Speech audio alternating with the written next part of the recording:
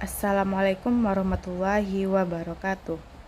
Perkenalkan, nama saya Sabila Zahira dengan NIM 2200494. Di sini saya akan mempresentasikan mengenai penilaian autentik, di mana penilaian autentik yang akan kita bahas di sini ada pengertian dari penilaian autentik, macam-macam penilaian autentik atau bentuk dari penilaian autentik. Selanjutnya ada langkah-langkah dari penilaian autentik. Baiklah, masuk ke materi pertama, yaitu pengertian dari penilaian autentik. Penilaian autentik adalah pengukuran yang bermakna secara signifikan atas hasil belajar peserta didik untuk ranah sikap, keterampilan, dan pengetahuan. Istilah dari asesmen ini merupakan sinonim dari penilaian, pengukuran, pengujian, dan evaluasi. Kemudian untuk istilah autentik merupakan sinonim dari asli, nyata, valid, atau reliable.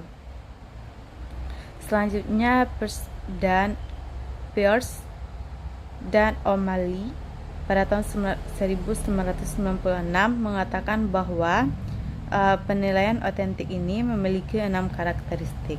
Yang pertama, constructed response, di mana siswa mengkonstruksi sebuah respon, memberikan respon yang meluas, terlibat dalam kinerja, atau menciptakan sebuah produk.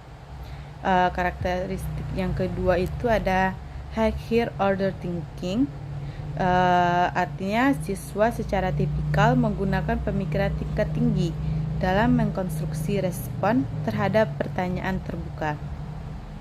Selanjutnya ada authenticity, di mana berarti tugas-tugas bermakna, menantang, dan aktivitas pembelajaran yang mencerminkan pembelajaran yang baik atau konteks dunia nyata lainnya, di mana nantinya siswa diharapkan dapat melakukannya. Selanjutnya, karakteristik yang keempat ada integratif, yang berarti tugas-tugas harus mengintegrasikan semua keterampilan dan dalam beberapa hal menyangkut integrasi pengetahuan serta keterampilan lintas isi lainnya. Selanjutnya ada proses and product, prosedur dan strategi yang dipergunakan untuk mencari dan mendapatkan jawaban yang benar atau untuk mengeksplorasi beragam solusi dari tugas-tugas yang kompleks, sering dinilai, dan begitu juga produknya yang berupa jawaban yang benar. Selanjutnya, karakteristik yang terakhir adalah deep versus breadth, yang berarti memberikan informasi yang mendalam tentang keterampilan seorang siswa atau belajar tuntas atau mastery learning. Selanjutnya kita masuk kepada materi mengenai bentuk-bentuk dari penilaian autentik.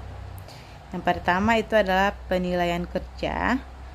Penilaian kerja ini adalah di mana guru dapat melakukan penilaian dengan meminta para peserta didik menyebutkan unsur-unsur proyek atau tugas yang akan mereka gunakan untuk menentukan kriteria penyelesaiannya.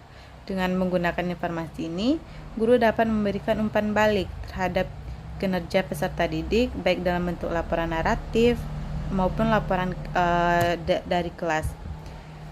Selanjutnya, penilaian kinerja ini memerlukan pertimbangan khusus. Yang pertama, langkah-langkah kinerja harus dilakukan peserta didik untuk menunjukkan kinerja yang nyata untuk suatu atau beberapa jenis kompetensi tertentu.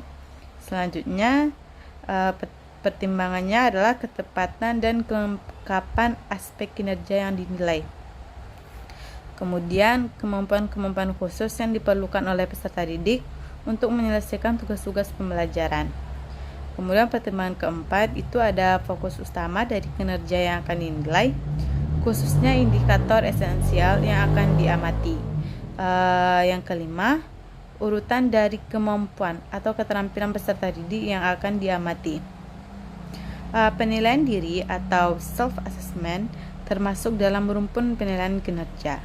Penilaian diri merupakan suatu teknik penilaian di mana peserta didik diminta untuk menilai dirinya sendiri yang berkaitan dengan status, proses, dan tingkat pencapaian kompetensi yang dipelajarinya dalam mata pelajaran tertentu.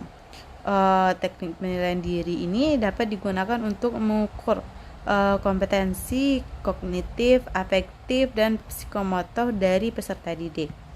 Selanjutnya ada penilaian proyek.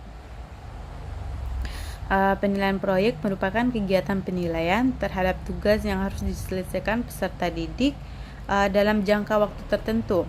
Penyelesaian tugas ini dimaksud berupa investigasi yang dilakukan oleh peserta didik, mulai dari perencanaan, pengumpulan data, pengorganisasian, pengolahan, analisis, dan penyajian data.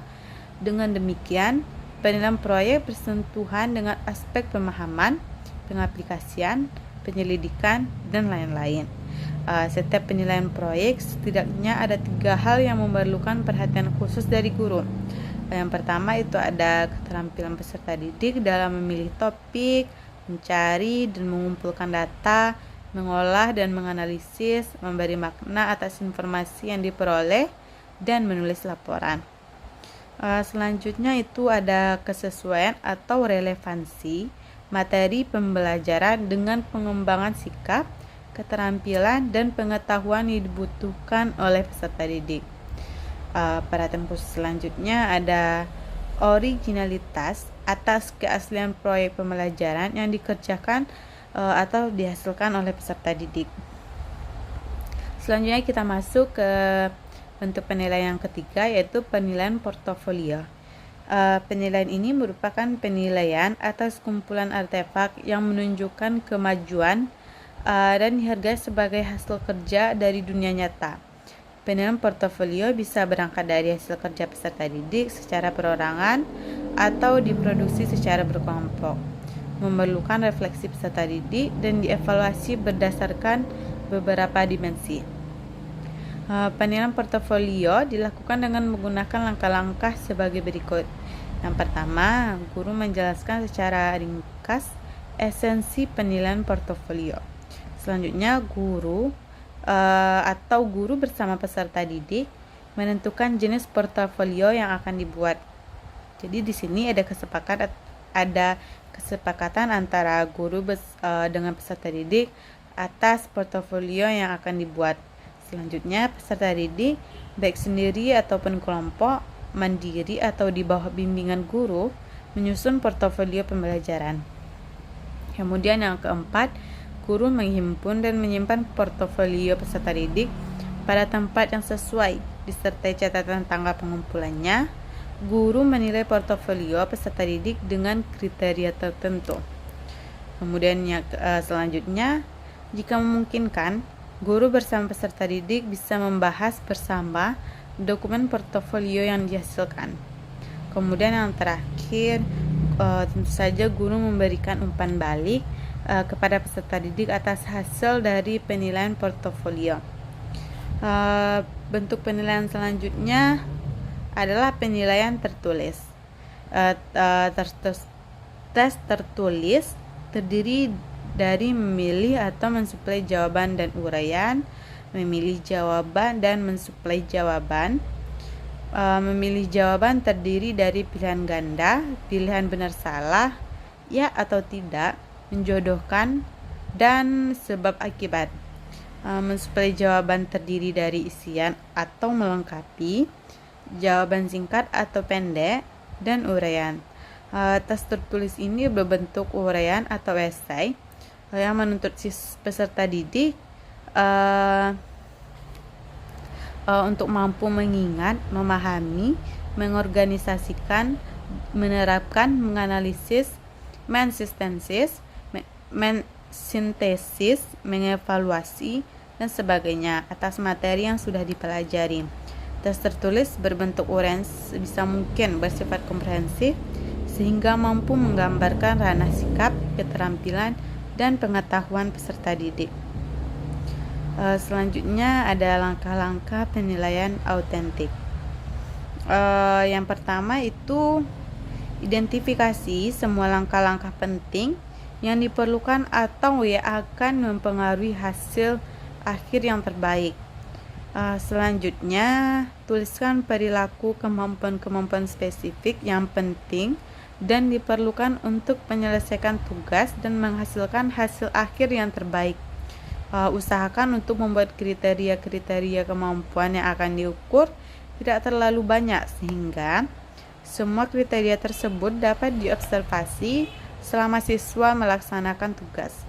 Selanjutnya, definisikan dengan jelas kriteria kemampuan yang akan diukur berdasarkan kemampuan siswa yang harus dan dapat diamati atau karakteristik produk yang dihasilkan.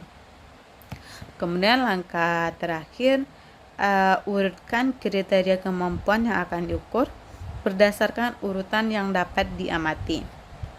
Baiklah, itulah penjelasan materi dari saya mengenai penilaian autentik. Terima kasih atas perhatian dan mohon maaf atas segala kesalahan. Assalamualaikum warahmatullahi wabarakatuh.